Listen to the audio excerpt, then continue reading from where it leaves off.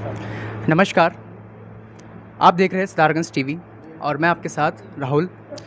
आज हमारे साथ एक बहुत ही ख़ास मेहमान मौजूद हैं, कर्नल अजय कोटियाल जी, जो कि आम आदमी पार्टी से मुख्यमंत्री पद के उम्मीदवार भी हैं।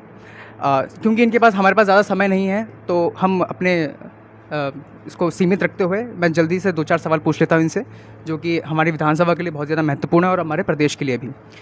तो सर नमस्कार, आपका स्वागत है स्टारगंज टीवी पर। बहुत बहुत धन्यवाद। सर मैं आपसे पूछना चाहूँगा कि जैसे कि आप बहुत ही युवाओं के प्रेरणा के स्रोत रहे हैं हमेशा से, और काफ़ी युवा हैं ऐसे जो जिनके लिए आप एक रोल मॉडल हैं, जो आपको फॉलो करते हैं, आपसे काफ़ी लोग जुड़े हुए हैं। तो आप किस तरह से मतलब आप अपने रोल मॉडल को साथ में लेते हुए युवाओं की, क्योंकि यहाँ बेरोज़गारी की एक बहुत ही बड़ी समस्या है उत्तराखंड में, तो आप किस तरीके से युवाओं को बेरोज़गारी से निकालेंगे, मतलब उनको रोज़गार दिलवाएंगे आप, और किस तरह से मतलब उत्तराखंड का विकास, समग्र विकास आपके लिए आप आगे बढ़ेंगे? देखो, युवाओं के अंदर तो एक अलग ताकत, अलग स्ट्रेंथ मैं बोलूँगा, और काम करने की जो इच्छा है, क्षमता है, वो तो बहुत स्ट्रॉन्ग है। अब हो क्या रहा है कि ऐसा भी नहीं है कि हमारे यहाँ पे उत्तराखंड में जिसे रोज़गार हम बोल रहे हैं कि बेरोज़गारी बढ़ रही है। रोज़गार के साधन तो बहुत सारे हैं।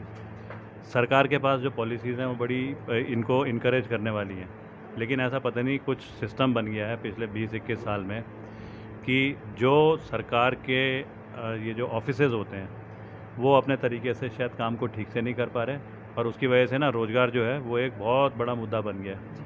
हर महिला की चिंता ये है कि मेरे बच्चे का क्या होगा भविष्य में, मैं तो मेहनत कर लूँगी। अब मैं बोलूँगा इस जगह की बात, यहाँ पे आज मेरे को बता रहे थे कि सिडकुल यहाँ पे है। यहाँ पे अगर सिडकुल है, इतनी बड़ी बड़ी इंडस्ट्रीज़ हैं, इन इंडस्ट्रीज़ में तो वैसे ही रोज़गार के बहुत साधन हैं, पर कहते हैं कि 70% जो है वो बाहर से हैं, 30% यहाँ के वो भी लोअर लेवल पे हैं। तो यहाँ पे लड़के हैं जिन्होंने ITI कर रखी है, जिन्होंने पॉलीटेक्निक कर रखी है। अब वो कोई ना कोई तो हुनर है उसमें। अब ऐसा क्या सिस्टम बन गया है, क्या है कि सरकार के पास तरीका है कि वो चेक करे कि जब लेबर लॉ है तो उसमें ये जो अपना किसी को एम्प्लॉय करते हैं, तो एम्प्लॉय करने के ना नियम बन रखे हैं रखे, वो चेक ही नहीं करते। तो इसमें क्या होता है कि जो बड़ी इंडस्ट्रीज़ हैं वो भी अपने एडवांटेज के लिए कहीं और से किसी को लेके आ जाती हैं, नौकरी पे लगा देती हैं, जो कि एकदम चेंज होना चाहिए। हम सरकार में जो जाने की जो हमारा एफर्ट है वो इसीलिए तो है कि सरकार के ऑफिसेज़ काम करेंगे और रोज़गार के जो मुद्दा है, जो मेन मुद्दा बन गया है, चैलेंज बन गया है, उसको अच्छे तरीके से एड्रेस करेंगे। सर जैसे उत्तराखंड में 2 मुख्य पार्टी हैं, भाजपा और कांग्रेस, तो इस बार आम आदमी पार्टी अपनी किन विचारधाराओं के साथ इस बार मैदान में है, और क्यों लोग उसे तीसरे विकल्प के रूप में चुने? देखो, 20 साल पहले जब उत्तराखंड बना उत्तर प्रदेश से, तो इसलिए बना क्योंकि हर एक की इच्छा थी कि यूपी जो है वो पहाड़ों की तरफ नहीं देख पा रहा है, इतना बड़ा राज्य है वो, अपना स्टेट है। तो उसमें जब ये जो उत्तराखंड बना, उसके लिए लोगों को बहुत सेक्रीफाइस करनी पड़ी, महिलाओं को आंदोलन करने पड़े, महिलाओं को कुर्बानियाँ करनी पड़ी। खटीमा फेमस है जगह, जहाँ पे कि इस आंदोलन में लोगों ने बलिदान दिए। उस टाइम पे जब ये उत्तराखंड बना तो बड़े क्लियर कट हर चीज़ के बारे में बड़े अच्छे तरीके से ना सिस्टम बने हुए थे कि ठीक है, रोज़गार के क्या साधन होंगे। पहले होता था खेती बाड़ी, लेकिन अब खेती बाड़ी अगर कम होनी शुरू हो गई तो हमने कहीं उसका ऑल्टरनेटिव देखा ही नहीं, तो उसका कहीं ऐसा असर आ गया कि लोगों को पलायन करना पड़ रहा है। ये अपना जो एजुकेशन है, हेल्थ है, बिजली पानी तो पहाड़ से ही तो जा रही है नदियाँ। गंगा नदी में सबसे बड़ा डैम बन रखा है, टिहरी डैम। उस टिहरी डैम की जो उसका जो मालिक है आज बना हुआ यूपी है, वो उत्तराखंड नहीं है, डैम हमारे यहाँ पे है। तो ये सब जो चीज़ें हैं, ये 20 साल पहले जो बन रखे हैं, बड़े क्लियर कट उनमें दे रखा है। हमें उन चीज़ों को फॉलो करना है। आंदोलनकारियों ने जो बनाया था, हमें उसको आगे ग्राउंड पे ले जा करके यकीन करना है कि दोबारा 20 साल पहले जो अगले 20 साल में गलती है उसे ठीक कैसे करें। सर मैं मानता हूँ कि जो आम आदमी पार्टी है उनकी लिबरल सोशलिज्म की आइडियोलॉजी है, तो वो उन्हीं को फॉलो करते हुए शायद उन्होंने एक अफर्मेटिव एक्शन के तहत जो 300 यूनिट बिजली फ्री करी है। आप क्या मानते हैं सर? मैं तो हुई आम आदमी पार्टी का, मानते क्या है, हमारा ही सुझाव था। एक्चुअली मतलब मैं 300 यूनिट जो बिजली है एक सकारात्मक कार्रवाई के तहत ही शायद लोगों को बांटी है, लेकिन आज इसको एक अलग ही उसमें लिया जा रहा है। तो आप क्या कहना चाहेंगे इस पर? क्या होता है, जो अच्छे लोग होते हैं ना वो शांत रहते हैं। 100 में से 1 बोलता है, 1000 में से 10 बोलते हैं। वो 1000 में से 10 थोड़ी सुनना है।